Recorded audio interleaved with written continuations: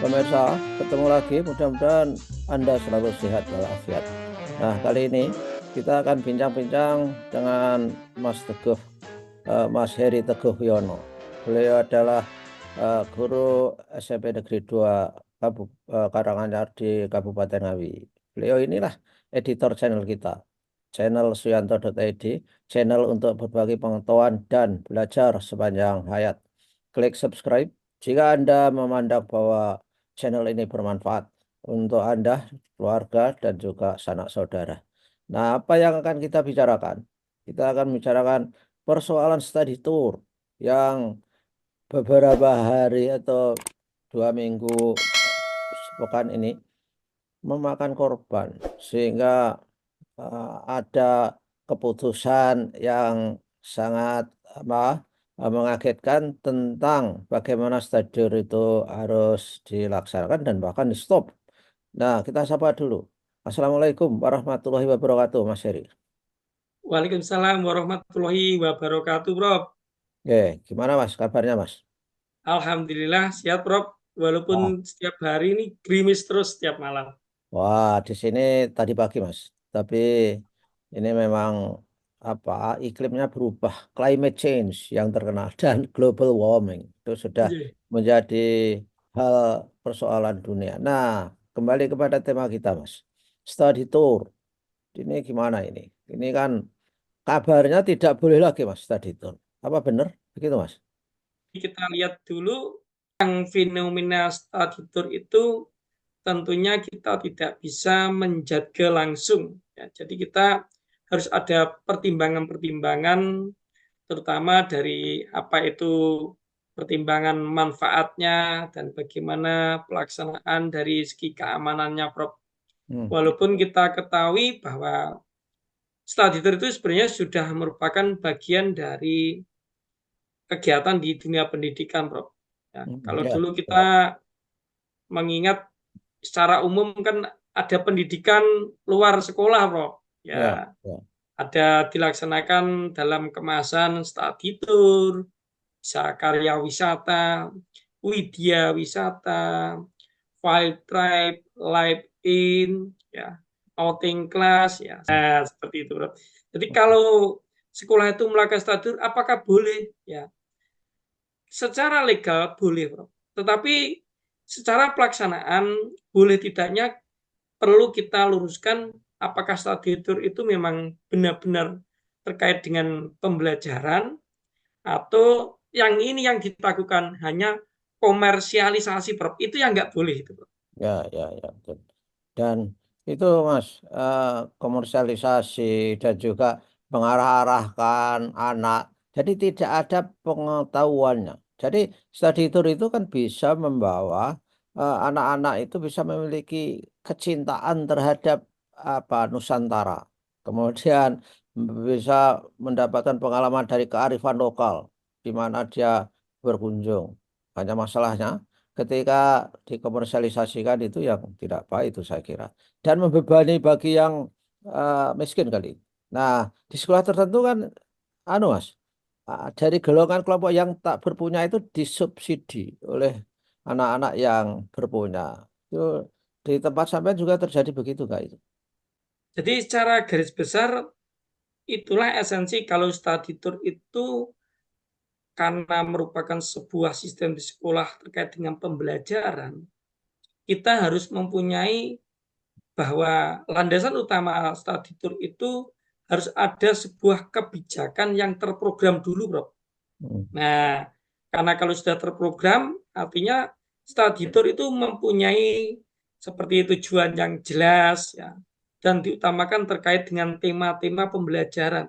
Ya, Karena kalau nanti tidak terprogram, ya, dan kita melihat waktu atau lini masa itu tidak bisa ujuk-ujuk tak tidur. Karena kalau lini masa dekat, kan namanya kegiatan di luar perlu yang namanya pembiayaan. Nah, ini yang dilakukan seperti yang Prof. Suyanto tadi akan bagaimana dengan siswa yang miskin itu bagaimana seperti itu. Ya, karena itu kalau programnya bagus dari awal, nanti kita bisa mengatasi dari pembiayaan itu tidak memberatkan bagaimana latar belakang sosial ekonomi, sehingga semua siswa itu bisa ikut study tour dalam ranah study tour yang benar-benar study tour, yaitu ada program yang jelas, tujuan yang jelas, terkait tema-tema pembelajaran, dan siswa dapat belajar bukan hanya jalan-jalan selfie-selfie saja, Prof. Seperti itu. Ya, itu bisa diprogram Mas sebetulnya. Jadi anak itu dilatih menjadi observer, mengobservasi daerah-daerah yang dikunjungi. Misalkan daerah adat, misal rumah adat. Kemudian siswa itu diminta setelah pulang membuat report. Jadi itu kan sekaligus dilatih untuk membuat tulisan reporting. Karena tulisan itu kan ada yang komparasi, kemudian narasi, ya itu latihan untuk tulisan-tulisan yang reporting. Mas, saya punya pengalaman ya, teman saya di Singapura itu selalu ngajak siswa, yaitu siswa ya saya kira SMP kelas 3 lah itu ke Jogja. Itu di sini diajak camping di hutan di Gunung Kidul sana. Luar biasa itu. Anak-anak itu ke sawah lalu mengobservasi. Dia ketika datang ke saya, ketemu saya, tanya, apakah kamu punya good time? Saya bilang, do you have good time during your stay in Indonesia? Dia katanya, oh sangat-sangat banyak. Dia itu bisa memetakan, Mas, apa pohon yang rumahnya seperti yang bunganya seperti ini, kelopak sarinya seperti apa itu bisa memetakan, bisa membuat taksonomi. Dan bahkan dia bisa menyatakan keheranannya. Saya sangat heran, kenapa melihat kacang tanah itu bunganya di atas, kenapa buahnya masuk ke dalam tanah? Nah, itu saya tanyakan setelah itu waktu saya masih di Jakarta ke guru-guru biologi, gak ada jawaban yang gak ada jawaban yang jelas gitu. Jadi itu kan fenomena yang luar biasa. Nah, study tour kita tuh harusnya diarahkan seperti itu, Mas. Ya, itu betul kan? Sekolah sekolah sampai dulu biasa study tour kemana? Itu, Prof. Terkait fenomena study tour tersebut, Prof. Saya rasa itu merupakan, kalau studi itu dilaksanakan, bahwasanya ada tujuan-tujuan dan manfaatnya, Prof. Ya, Seperti yang Profesor Sianto ngendikakan tadi, dengan pengamatan langsung di luar sekolah, siswa juga dapat mengembangkan keterampilan dalam hal tersebut adalah observasi, ya, dalam ya. ini adalah bidang sains. Tapi Hmm. juga ada pengembangan atau manfaat lain, yaitu keterampilan sosial, dan termasuk dalam hal itu adalah kemandirian siswa, Prof. Ya. Ya, Dan tentu saja kalau sekolah kami, Prof, ya, karena kita biasanya sekolah di pedesaan juga, ya, kita ya mengarahkan study tour yang dalam hal ada manfaat terkait dengan pembelajaran.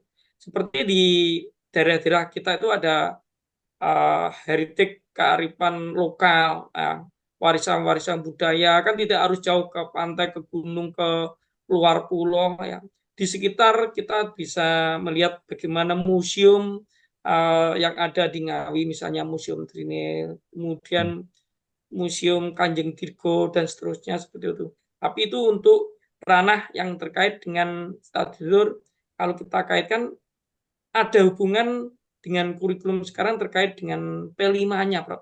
Ya, Ya. ya. Di P5 itu kan di kurikulum Merdeka, bahwasanya proyek penguatan profil pelajar Pancasila, ya, bisa diarahkan tema-tema yang terkait lingkungan pembelajaran luar sekolah itu yang dekat-dekat tidak masalah, Prof. Seperti itu. Ya, ya. Tapi kalaupun misalnya sudah itu skopnya sudah, dan nanti di program selanjutnya ingin ke daerah, misalnya dari Ngawi mau ke Jogja, ya memang harus diprogramkan dari awal, dan ini harus diketahui bersama sejak awal kepada muridnya dan kepada orang tuanya, sehingga nanti kegiatannya ini bukan kegiatan yang mubazir, tapi ada kegiatan pengembangan dari mata pelajaran, dalam hal ini adalah proyek penguatan profil pelajar Pancasila, seperti itu, Bro.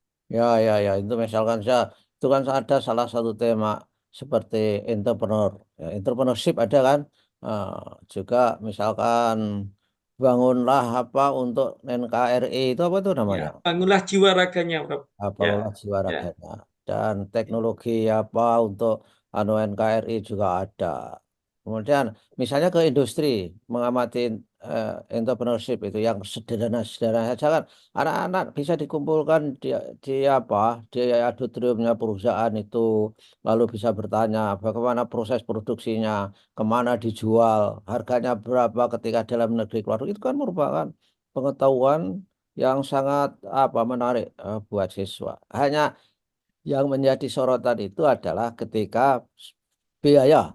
Yang kedua juga pengawalnya, pengawalnya Mas Heri. Jadi iya, iya. kadang-kadang di sekolah itu yang disuruh berangkat itu yang dosen, ya bukan ya maaf, guru-guru muda.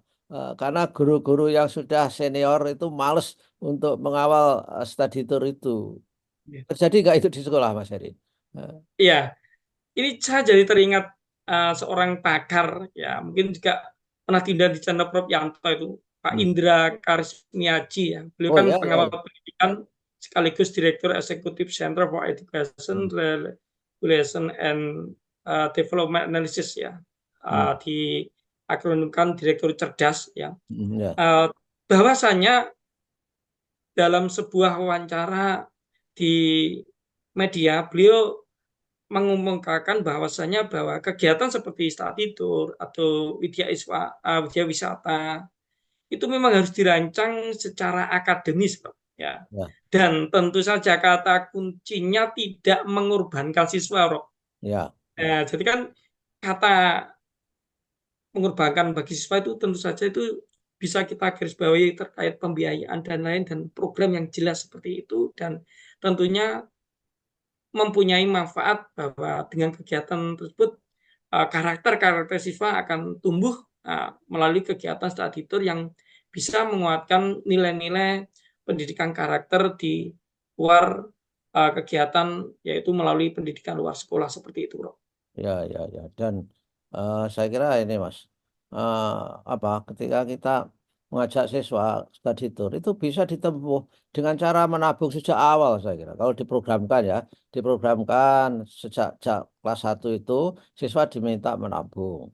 Ya, Jamil anu tah, bagian rentetan apa terintegrasi dengan program itu kan menabung itu suatu hal yang sangat baik dan belum tentu bisa apa, dilakukan ketika tidak ada motivasi. Sehingga, besok kita study tour ke Bali. Anak-anak mulai menabung ya, kan gitu. Nah, nanti pada saatnya tabungannya dibuka kurangnya berapa. Itu juga perhitungan-perhitungan ekonomi saya kira. Dan itu sesuai dengan penguatan profil pelajar Pancasila dalam tema entrepreneurship itu.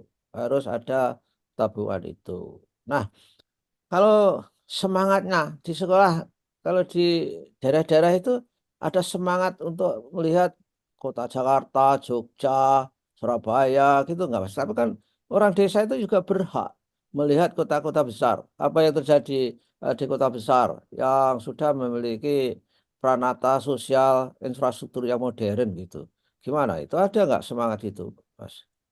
Ya, cara alamiah tentu saja, Bro, dunia anak dalam ini peserta didik ya, mulai tingkat jenjang TK, SD, SMP, bahkan usia remaja SMA, SMK ya merasa pengen tahu dunia luar seperti itu, Prof.